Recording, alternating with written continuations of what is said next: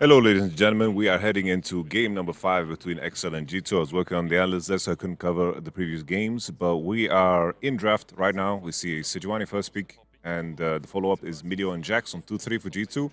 Brom, Varus, and Poppy on 3. Poppy on 3 to, of course, be put into the Jax.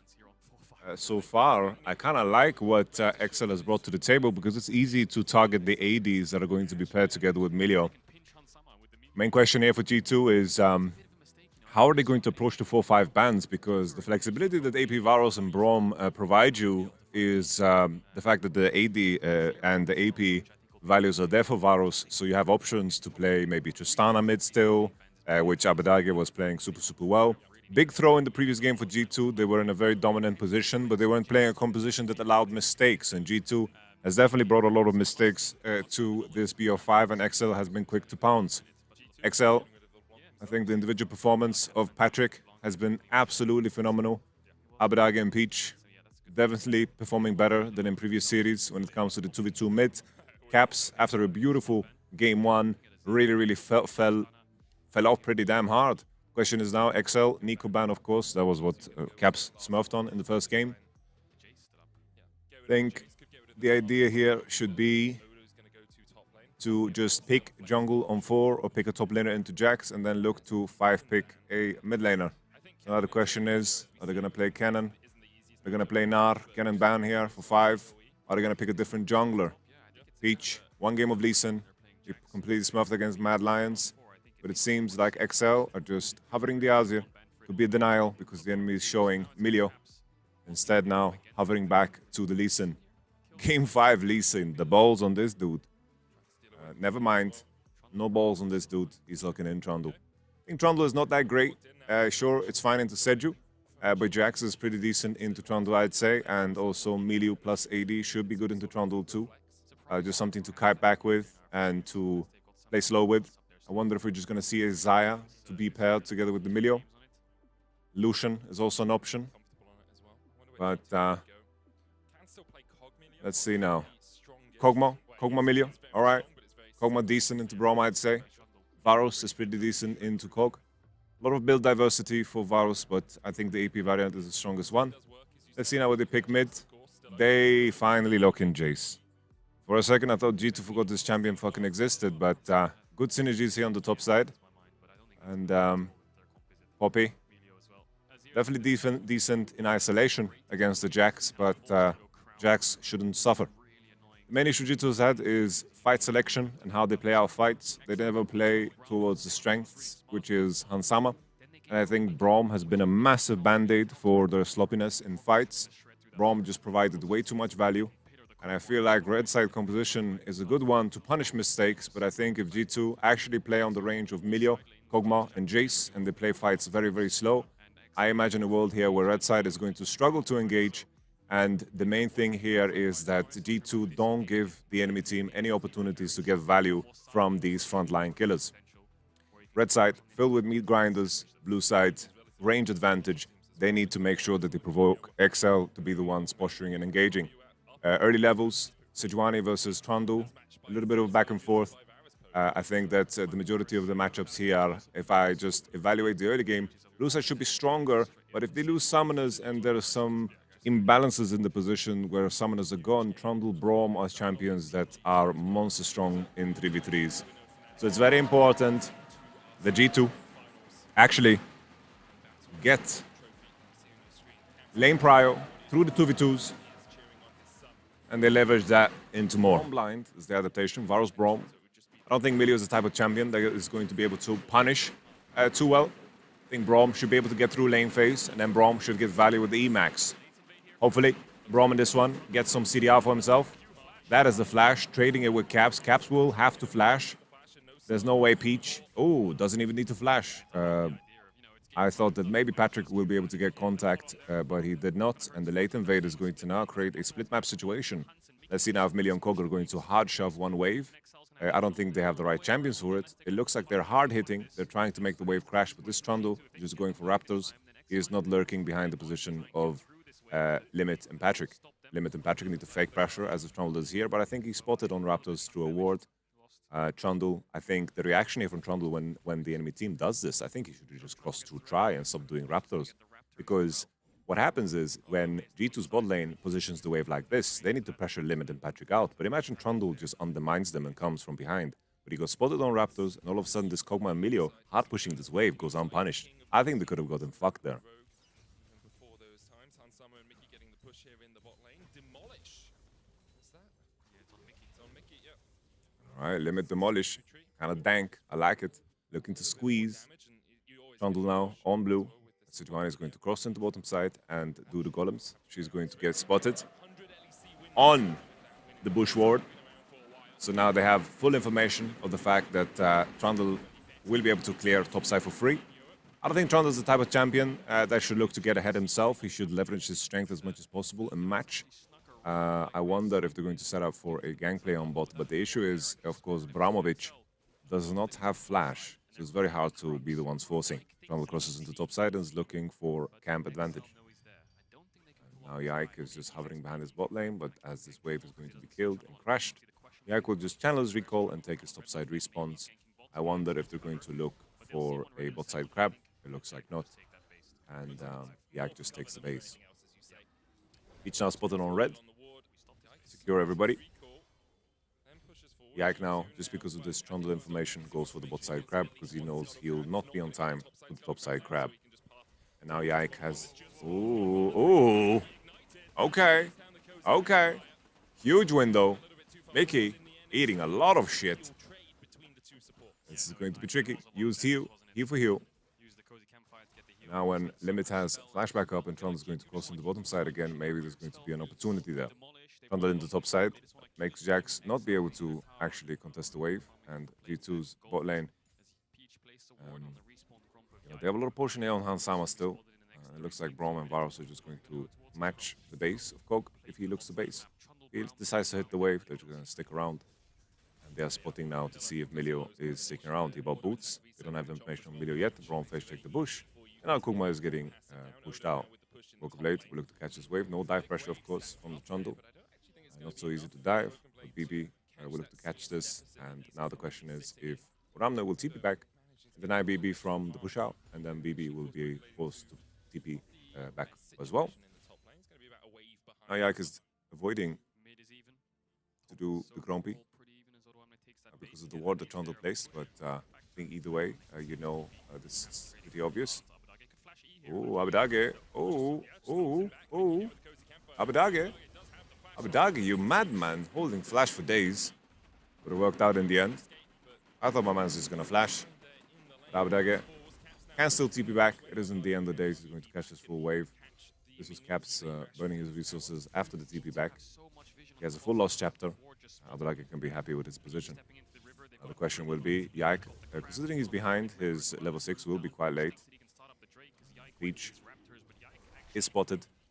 Jace based, and that's why Peach is looking to slam this dragon. Patrick and Braum also had a quicker base than the Kog. Kog'Maw walking back with Buzzer Greaves, and really good Drake take from XL. XL, bro, XL. Jesus. XL. Just playing better and better, man. Just playing better and better. I can remember the dirtiness of the SK XL series. What a glow up from XL. This newfound confidence, this newfound ceiling of play really puts all of these players in a new spotlight. Really big dragon take, Hextech Dragon, obviously one of the most broken drakes in the game. Ocean is going to be the next one. Let's see now if they're going to get trolled and get a roller Chemtech. So, Yike, very far behind on XP, is going to reach level 5. The main question is, can he use his window to actually, you know, throw a Sejuani ult onto Abadage and look for a kill here for Jace, because he needs to accelerate. Abadage just holding one soldier to E out, if necessary. Yike didn't take his Grumpy on top because he crossed for the mid gank, which puts him further behind. Abadage now looking to E, and there's the Emperor's Divide. Abadage gets cut off, and really big kill. Not even level 6 necessary from Yike. I think Abadage could have taken it easy, and they tried to coordinate a kill here against the Trundle, but keep in mind that Jace still had flash, so it just came with So much risk. And now Peach is just going for this seafood here for no reason at all. The E pushes him again away from the wall, and now Mercurial, crossbow, and Caps and Yike are on the board.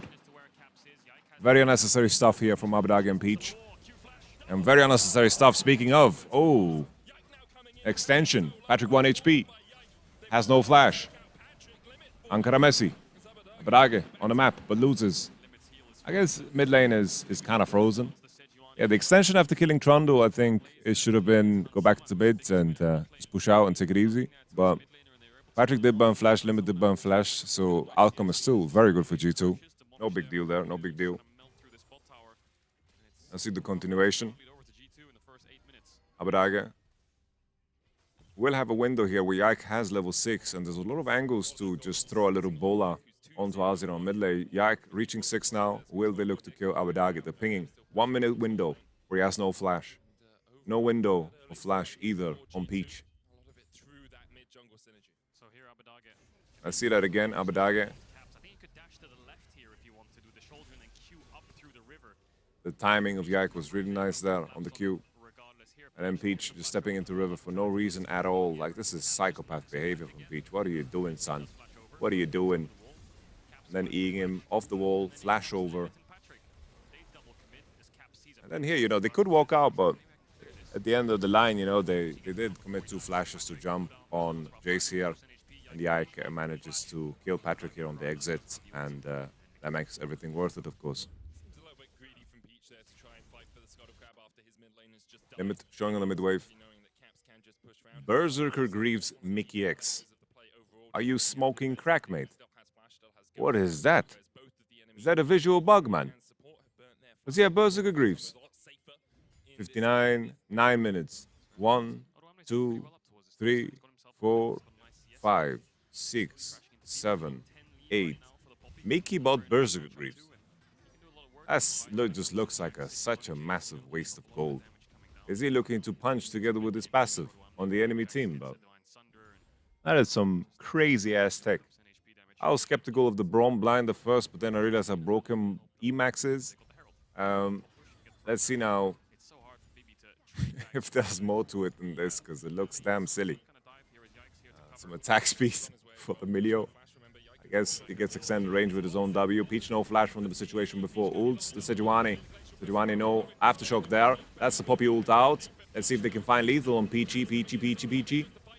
Finds the lethal. Caps kites back. Odoamne low HP. Jax is trying to join the fray, but he's very late to the action. W lands for damage. Red buff is doing a lot of work here. Abadage looking for the flash. Look, can he find the lethal on Yike? 2 for 2. And the double buff and the shutdown for Abadage. Not a bad outcome here. Considering Abadage has better conditions to push out top, he's going to be able to push out. He can also TP back. Caps can also look to match this situation on top. He has a Duskblade. And the main reasons I'm talking about all of these things is because Rift Herald is still up. I don't know what about the bot lane situation, but I imagine Kog'Maw Milio, all they want to do is just siege bot and poke bot. They don't want to join this fight because that's where Braum becomes stronger. They need to find 2v2 advantages. So if they have control over bot, I think they're going to isolate themselves into 2v2. But the Duskblade finished on Jace, puts him in a position where he can actually TP on top and actually match the Azir, push him out, and then, of course, be first on the Herald because Jax can just start channeling recall. I don't know what Abadage gold is, but Duskblade is definitely a cheaper mythic. And Kraken's finished now on Varus. Jace TP'd on to mid to start pushing. Poppy is matching. Hello.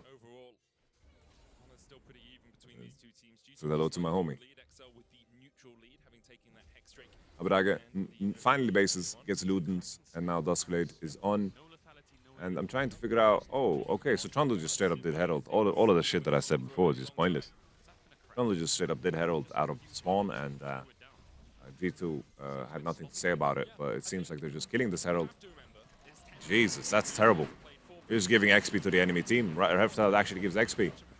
At least Axel get the position on the Drake, and they are starting the stack. Chemtech roll is quite bad for red side. They would have hoped for something better. Well, 2 Drakes either way is a nice bonus.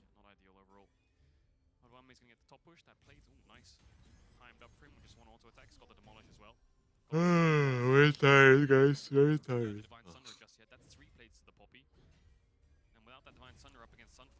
Jax honestly is in trouble, man. Like, he's very far behind.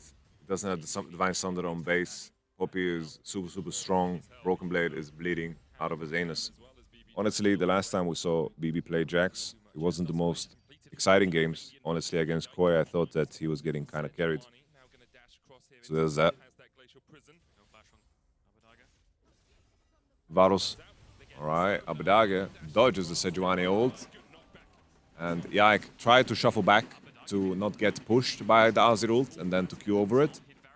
But it didn't work this time around, and Abadage sidestepping that Sejuani ult is huge. I think Yike should be more precise with that as the boots tier 1, you know, he should be able to hit it. Odoamne will have TP advantage wherever of situation that appears first, and he also has full top prio. BB is in a position where he's a straight up liability. He's going to be quite weak in this game. I'm very skeptical about the Jax blind because it's not something we saw all series long and then it just pivoted. I'm not a super big fan.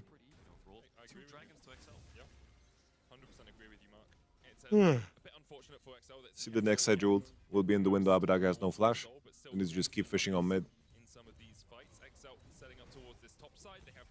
Odoamne punching away.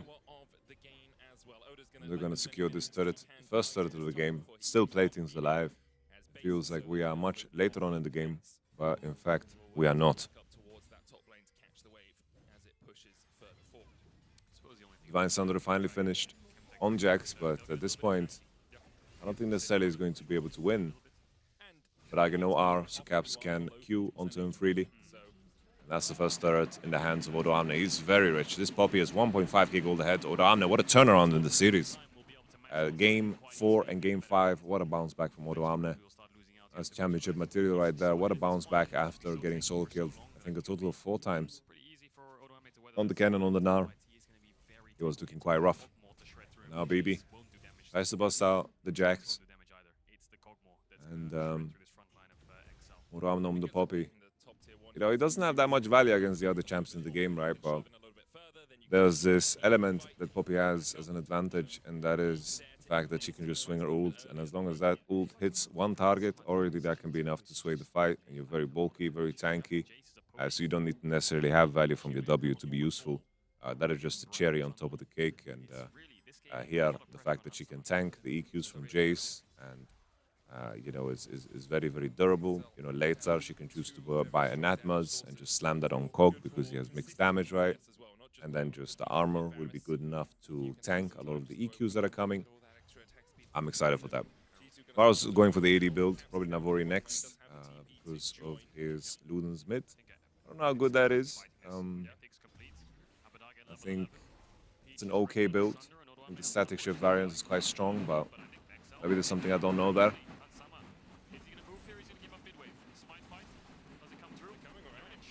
No way for G2 to cross here. They can never face check. They need to always be the ones first on objective, but Jace is farming bot, so the setup is not bad for G2 either. So get the Herald, but at the cost of a lot of bot lane farm and a full turret.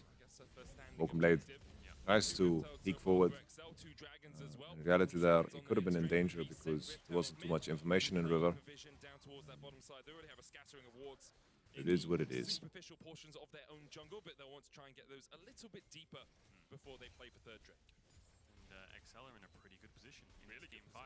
And I never thought with the addition of Peach from ERLs and Abadage, who hadn't played for quite a few splits. I wonder now if Team Heretics Fnatic, they're watching this.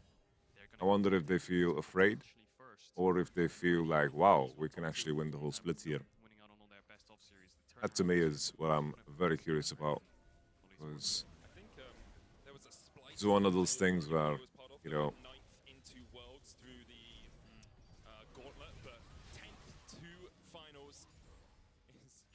DRX, isn't it? Yeah, it's DRX. Just domestically. Now all we need is XL to go on and win Worlds. You know, Odo went to the same high school as me. Oh, did he? No, but that would be a great story, wouldn't it? Alright, W of Odoamne cancels the Jax. They find the hits on Odo, but Odo is tanky. W of Milio and Kog'Maw is running out, so they're going to run out of juice here. They're kiting back, and Varus was on the mid wave, so it was a very poor fight taken. But G2 really playing there on the front line and playing on the choke was super, super good. Always when they play on range, Milio W, Kog'Maw W, things can get nasty fast. This is Odoamne on the E. Very nice cleanse there from Mickey on the Milio. They don't need to kite through this hole here. Question is, how can G2 reposition? Radiant Virtue, can Yike steal this one? He's feeling it, he's kiting back, doesn't want to get slaughtered. Poppy eats him, buys a lot of space. Milio and, of course, Kog'Maw, Jace are trying to push it forward, but that is sole point for XL. Damn! That is sole point. They outmaneuver the situation. G2 not being... Like, the way they pull out objectives is very poor. Like, they need to pull it out onto bottom side because the enemy is positioned on mid. And then they need to play on W of Milio and W of Kog. But here, look at how they are split. G2's backline gets completely split up from the team. And then Odoamne on the TP gets a nice E, Milio as a response, and now G2 can't break through. Now they need to reposition around the Drake. They need to all take the plan together or some shit. To reposition around it, but I think they just fucked up in the first place by trying to get the mid wave and get the Drake too. You know, trying to keep the Drake and eat it too. Doesn't really work. It's the cake analogy, but there you get it. The Atmas. Not sure who Sejuani places it on. I'm assuming he placed it on the Azir, because he has Ninja Chabi for the Varus and everybody else. He probably will go towards an armor item. Patrick going for Ginzu's, not the Navori Quick Blade variant. Ginzu does sound okay here, but Jax does indeed get plenty of value. Main issue here for G2 is the fact that can they finish the Cyrilda on Jace? Can they finish some items here on Kog? Because this Kog'Maw is looking quite dry before the soul is taken. Or is G2 thinking to themselves, we're going to give this soul and scale more into this game because we need penetration. Without penetration, they don't win these fights. Right now, they're in a very, very losing position. How XL is going to curve out is just way better at this point in time. I'm hoping Odoamne is going to slam an Anatmas and just put that on the Kog'Maw who has mixed damage. But Anatmas doesn't care about mixed damage. It just straight up reduces any damage. And that works on the hit effects, of course. I hope this is going to be the purchase. Shock Blast, Ansama. Very equal on gold here. In the bottom side, the big advantage for XL in terms of gold is, of course, Poppy. But generally speaking, the main thing here is the fact that Poppy is so incredibly strong in these fights because she's tough to kill. The G2 need to be very careful about how they approach the fights. They need to make sure that they play on Milio and Kog'Maw W cooldown. They should not be taking damage while these cooldowns are down, and they should only push the forwards together as a unit, as W of Milio applies to everybody. If they don't do this, and they play exactly like they did in the previous game when they threw an overpusher and get caught, then of course that plain and simple will be a disaster.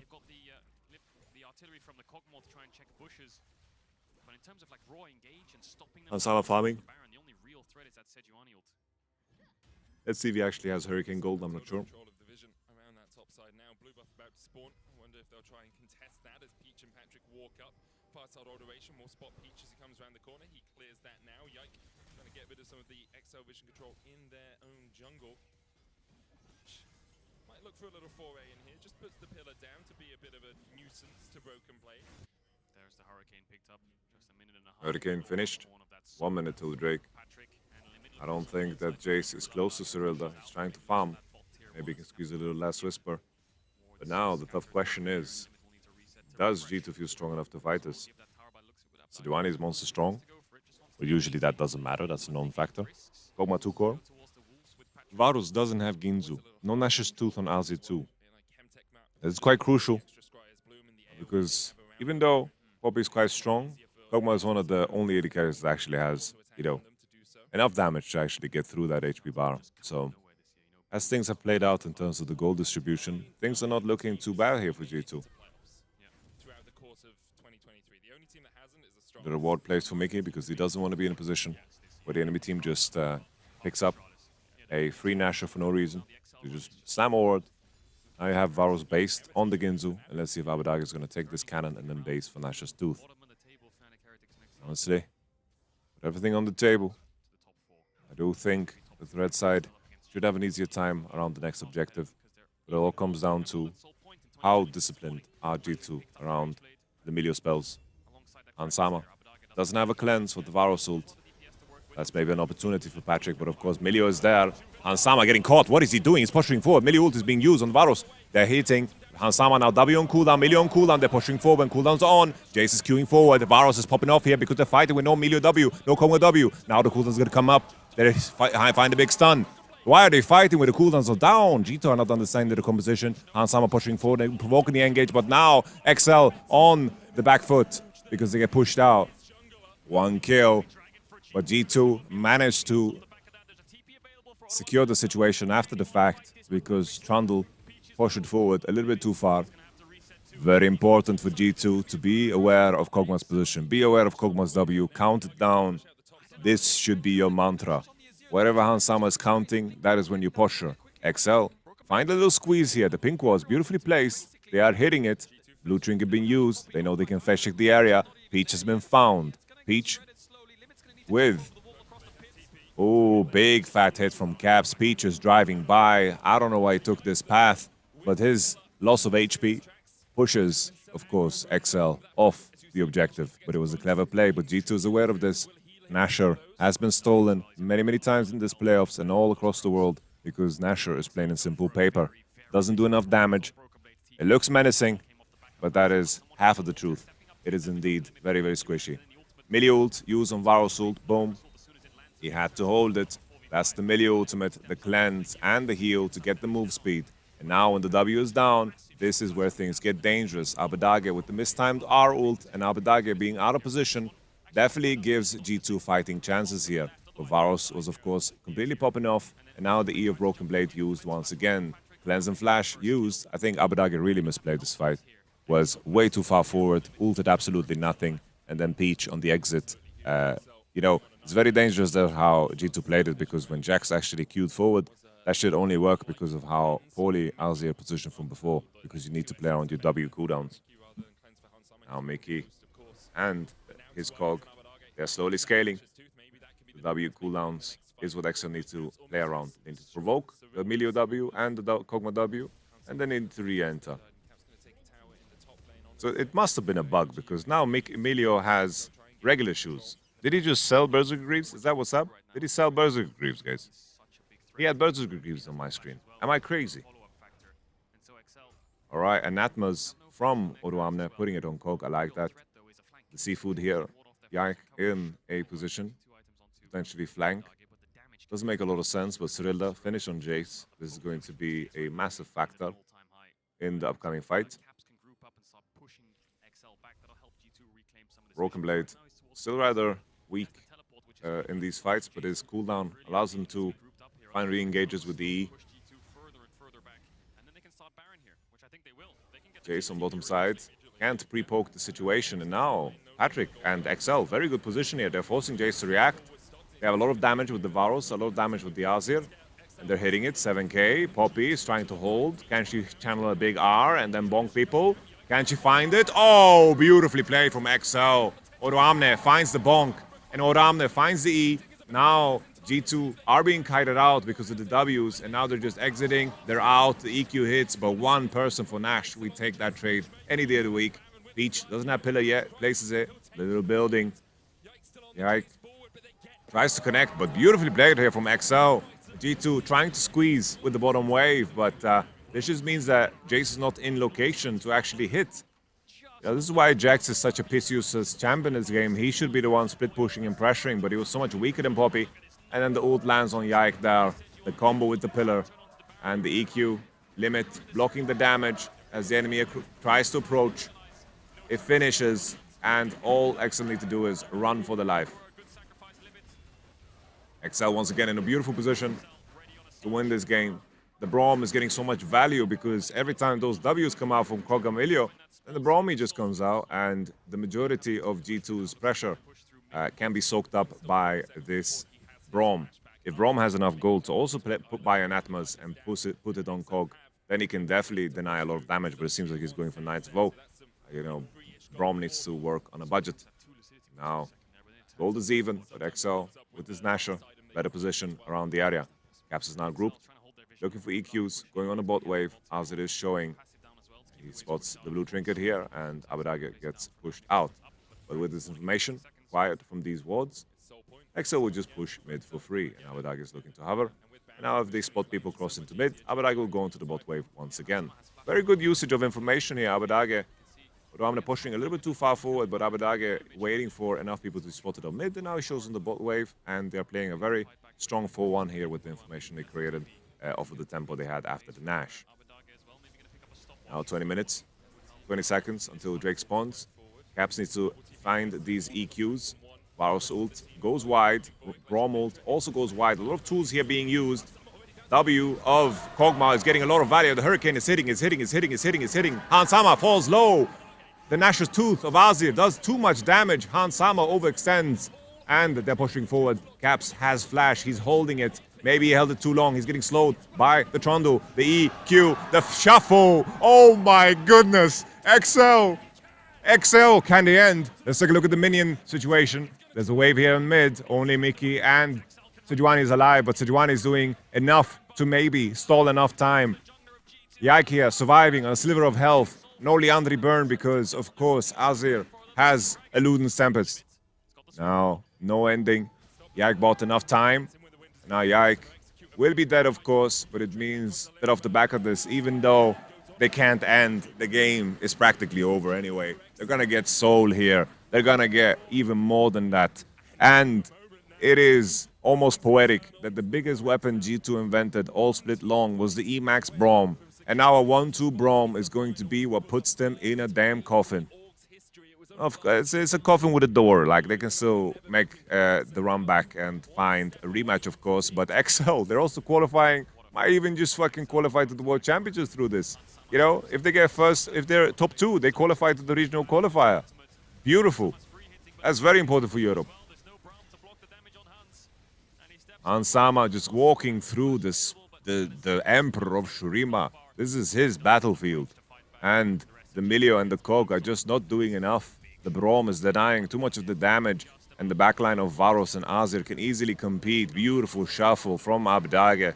Abadage all split long. It was a player that comes online after 25 minutes, 30 minutes, as showcased here. But in this series, Abadage, together with Peach, have been awake from early on. Look at that damage done from Abadage. Beautiful. I was an Abadage doubter, but honestly, a lot of things changed after today. I think XL is definitely a team that is now a contender. Beautifully done. XL just continue to impress. Now the disparity in gold, the disparity in the existence of the Braum is too rough. It's just too rough. G2 don't even have good ways of actually engaging on the enemy. They can just poke with the Kog'Maw and the Emilio. But you know, the other thing is, like, when Kog'Maw and Emilio use their cooldowns, they can just get pillared and they can, you know, and that's it, you know. They have to walk away from that, you know. The Braum is just such a menace, man. Braum is doing too much. Just way too much. Once again for XL. A minute before the Baron comes up, that will be their next point of focus. Broken Blade, waiting in the wings. Broken Blade, you don't kill this puppy in a million years, even if you have the whole armada with you. Odoamne spots the TP, tries to run away, try to find some kind of counterplay. All right, never mind, they do kill Odoamne here. He tries to flash, but he gets stunned. And maybe, just maybe, G2 found a way to get breathing room in this game, because Odoamne's death timer crosses over to the Nash. XL need to find some counterplay here. They need to push and make G2 be in a defensive position, and they need to cover as, of course, G2 is going to face check, because I still think here, if G2's composition tries to face check into 4, they still lose 4v5. It's very important that XL don't give up this ground, because if G2 get any ounce of information that allows them to face check into here, they're going to start Nash on spawn, and you're going to have to fight it from a defensive position, 4v5, of course, from XL. XL hitting as the enemy enters, Yike trying to build space, and now they're trying to half force. Yike does have Sejuani ultimate.